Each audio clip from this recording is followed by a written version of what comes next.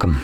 In front of me is a Xiaomi 12T Pro, and today I will show you how you can enable and set up your Do Not Disturb mode. So to get started, let's pull down our toggles straight from the top of the screen. Just swipe down and you'll get the toggles along with notifications. Now on one of the pages we should be able to see Do Not Disturb mode. Let's see if I can find it. Oh, there it is. It's labeled DND.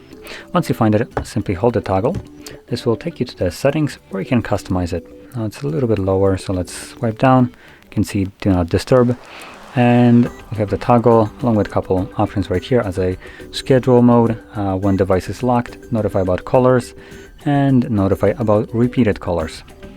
So set it up the way you want it.